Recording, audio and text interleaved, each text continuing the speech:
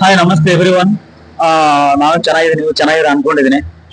ಇವಾಗ ನಿಮ್ಮ ಆಶೀರ್ವಾದದಿಂದ ಅಂದಾಜಕ್ಕೆ ನಾನು ಇನ್ನೂ ಆಶೀರ್ವಾದ ಸಿಕ್ಕಿದೆ. ನಮ್ಮ ರೆಡ್ಡಿ ಅವರು ಒಂದ್ ಗಾಡಿ ತಗೊಂಡೋಗಿದ್ರು, ಮೋಸ್ಟ್ಲಿ ಒಂದ್ ವರ್ಷ ಆಸ್ಪಾಸ್ ಆಗಿರುತ್ತೆ ಇವಾಗ. ಬಟ್ ಇನ್ನೊಂದು ಗಾಡಿ ತಗೊಂಡಿದ್ದಾರೆ ಇವಾಗ. ಅವ್ರ ಬಗ್ಗೆ ಕೇಳೋಣ, ನಾವು ಯಾವ ತರ ಸರ್ವಿಸ್ ಕೊಟ್ಟಿದೀವಿ, ಯಾವ ತರ ನಾವು ಬಿಸಿ ಆಗ್ಲಿ, ಯಾವ ತರ ರೆಸ್ಪಾನ್ಸ್ ಕೊಟ್ಟಿದ್ದೀವಿ ಅಂತ ಕೇಳೋಣ. ರೆಡ್ಡಿ ఒక ಗಾಡಿ తీసుకొని ಹೋగారు, ఎన్ని రోజులు అయింది? 1 year అయిందండి. 1 year అయింది. 1 year అయింది. మళ్ళా ఇంకోటి తీసుకుంటాం. ఓకే, ఇప్పుడు సర్వీస్ ఎలా ఇస్తాము మేము? చాలా బాగా ఇస్తున్నారు మీకు సర్వీస్. చాలా బాగుంది. బండి కూడా మాకు చాలా బాగా జనరల్ గా 2 సార్లు రావుతుందండి. బండి రిపేర్లు బాగుంది. మీరు కూడా బాగా ఎంకరేజ్ చేస్తున్నారు మాకు. పర్లేదు బాగుంది.